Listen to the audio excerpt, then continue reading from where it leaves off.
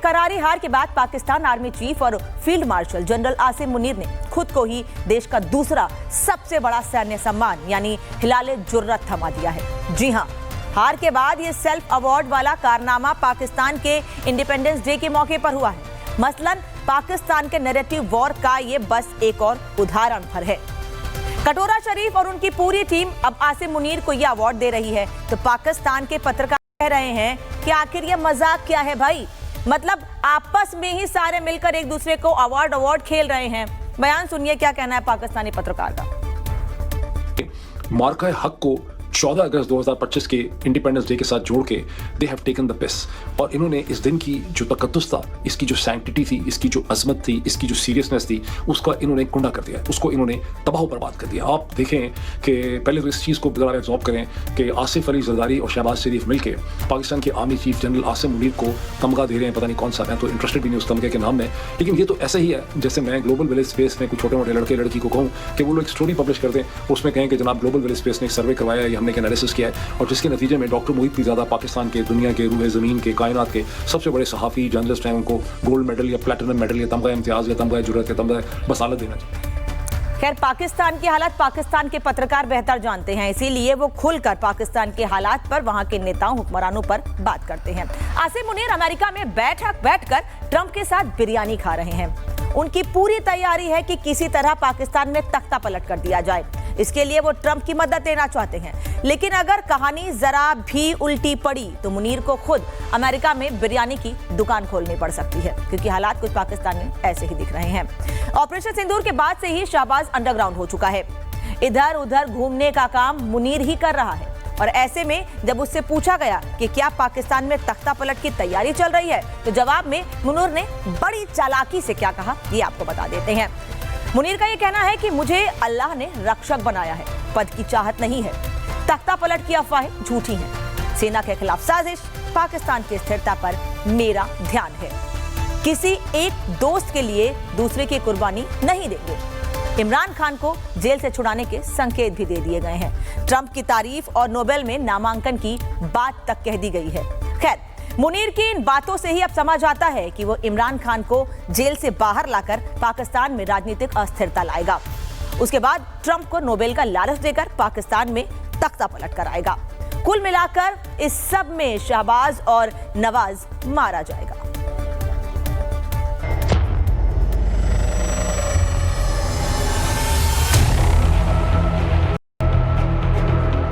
मोहम्मद अयूब खान पाकिस्तान में तख्ता पलट किया। जियाउल हक सरकार को उखाड़ फेंका।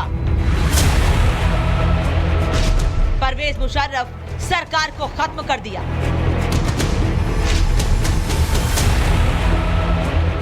ये पाकिस्तानी सेना के 3 जनरल्स थे जिन्होंने जनता के द्वारा चुनी गई सरकार को उखाड़ फेंका था। अब इस फहरिस्त में एक नया नाम जुड़ने जा रहा है। नाम है मुल्ला मुनीर का। मुल्ला मुनीर अमेरिका के सहारे पाकिस्तान में तख्ता पलट का प्लान तैयार कर रहा है। ऑपरेशन सिंदूर के दौरान हुई पिटाई से घबराया मुल्ला मुनीर अमेरिका में बैठकर बोटियां तोड़ रहा है। उसका इरादा है कि सेना में रहते हुए भारतीय सेना के हाथों मारे जाने से बेहतर है सत्ता को हथिया लिया जाए, शहबाज को मरवा दिया जाए और मरियम को कैद कर लिया जाए। इस सब के बीच मुल्ला मुनीर कटोरा शरीफ शहबाज को निपटाकर दुबई सेटल होने का रिटायरमेंट प्लान बनाने की जुगत में भी भागम भाग कर रहा है। लेकिन कटोरा शरीफ भी कम नहीं है। मुनीर अमेरिका में बैठकर शहबाज को निपटाने की प्लानिंग कर रहा है, तो वहीं शहबाज ने बंकर में छिपकर ही मुनीर का सच लोगों के बीच फैला दिया है, जिसके बाद भूखी प्यासी पाकिस्तान की आवाम चीख रही है।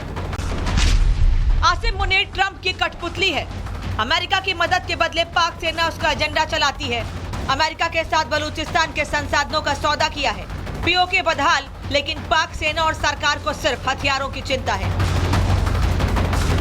अब जाहिर है मुल्ला मुनीर भी इन बातों को सुन रहा होगा, लेकिन जंग अब आर पार की हो चुकी है। भारतीय सेना के हाथों मारे जाने से पहले मुल्ला मुनीर और कटोरा शरीफ आपस में ही मारकाट की तैयारी कर चुके हैं। लेकिन पाकिस्तान में जब भी आवाम अपनी मक्कार सेना और सरकार का सच जान पाती है, तभी ये हुक्मरान उन्हें धर्म की चाशनी में डुबोना शुरू कर देते हैं। ऐसा ही कुछ शहबाज शरीफ ने भी किया। 14 अगस्त को स्वतंत्रता दिवस भाषण में धर्म का घूंट पिलाकर प्यासी आवाम को चलता किया। शहबाज का ये धार्मिक सेटअप मुनीर का ही बनाया हुआ है, जहां कुछ महीने पहले मुल्ला मुनीर लोगों को जिहादी कोर्स करवाते हुए उन्हें हिंदुओं के खिलाफ भड़का रहा था। पाकिस्तान की कहानी अपने बच्चों को जो है आपने जरूर सुनानी है, ताकि वो पाकिस्तान की कहानी ना भूलें। Well, our forefathers they thought that we are different from the Hindus in every possible aspect of life. Our religion is different, our customs are different, our traditions are different, our thoughts are different, our ambitions are different. That was the foundation of the two nation theory that was laid there, that we are two nations. द्विराष्ट्र सिद्धांत यानी to nation theory ही वो विचार था जिसकी बुनियाद पर 1947 में भारत पाकिस्तान का बंटवारा हुआ था। इस थ्योरी के मुताबिक ब्रिटिश शासन में हिंदू और मुसलमान दो अलग अलग राष्ट्र थे जो शांति से साथ में नहीं रह सकते। पाकिस्तान के संस्थापक मोहम्मद अली जिन्ना ने कहा था कि हिंदू और मुसलमानों की सोच, रीति रिवाज और कानून सब अलग है, इसी वजह से एक राष्ट्र बनाना मुमकिन नहीं है। पाकिस्तान की ये वैचारिक गंध जो आज की नहीं है, पाकिस्तान के डीएनए में ही हिंदुओं के खिलाफ नफरत भरी हुई है। और इसका अंदाजा आप इस बात से लगा सकते हैं कि पाकिस्तानी सेना के पास जितनी भी छुटपुट मिसाइलें हैं, इन सभी का नाम मुस्लिम आक्रांताओं के नाम पर रखे गए हैं।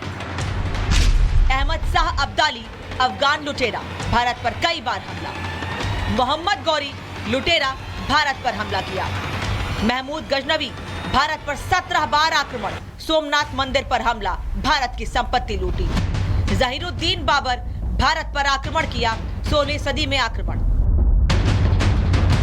ऐसा नहीं है कि पाकिस्तान का ये जिहादी डीएनए दुनिया को पता नहीं है। दुनिया भर के लोग जानते हैं कि पाकिस्तान में ही आतंक के हेडक्वार्टर्स खुले हुए हैं। पाकिस्तान आतंक का मैन्युफैक्चरिंग हब है। और यही वजह है कि जब मुल्ला मुनीर अमेरिका की सड़कों पर घूम रहा था, तब पेंटागन के एक पूर्व अधिकारी ने कहा था कि ये तो सूट बूट में आतंकी मुल्ला मुनीर आ पहुंचा है। पाकिस्तान और फील्ड मार्शल की बयानबाजी इस्लामिक स्टेट और ओसामा बिन लादेन से सुनी गई बातों की याद दिलाती है। इसे बर्दाश्त नहीं किया जाना चाहिए। आसिम मुनीर सूट पहने ओसामा बिन लादेन है। सच तो यह है कि पाकिस्तान को इतनी भी रियायत नहीं दी जा सकती कि आसिम मुनीर या पाकिस्तानी समाज की विचारधारा बदल जाए। इसलिए मैं कह रहा हूं कि पाकिस्तान बहुत ही खतरनाक खेल खेल रहा है और ये भले ही आपको ठीक ना लगे, लेकिन सच तो यह है कि पाकिस्तान अब आधी दुनिया को परमाणु हथियारों से धमका रहा है। जैसे ही आसिम मुनीर ने परमाणु खतरे की धमकी दी, उसके 30 मिनट के भीतर ही उन्हें टैंपा अंतर्राष्ट्रीय हवाई अड्डे पर ले जाया जाना चाहिए था और अमेरिका से बहामास, क्यूबा या कहीं भी और भेज देना चाहिए था और फिर पाकिस्तानी उन्हें वहां से लेकर चले जाते। पाकिस्तान में शहबाज, नवाज और ख्वाजा, इन सभी को निपटाकर मुनीर राजा बनने का ख्वाब देख रहा है। लेकिन वो शायद ये भूल रहा है कि जेल में बैठा इमरान भी सड़कों पर आग लगाकर सत्ता हथियाना चाहता है। ऐसे में देखा जाए तो पाकिस्तान को मारने या ठोकने की जरूरत नहीं, ये सब खुद ही सत्ता के लिए सड़कों पर मारे जाएंगे। Bureau report, Republic Bharat.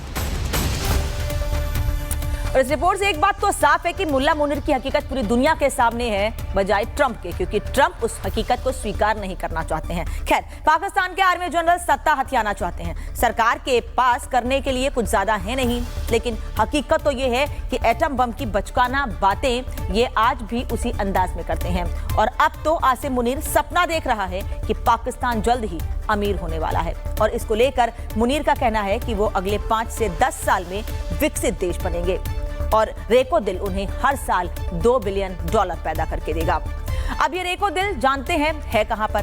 Balochistan में है ये। और बलूच का हाल क्या है ये सबको पता है और आप तस्वीरों में भी देख रहे हैं।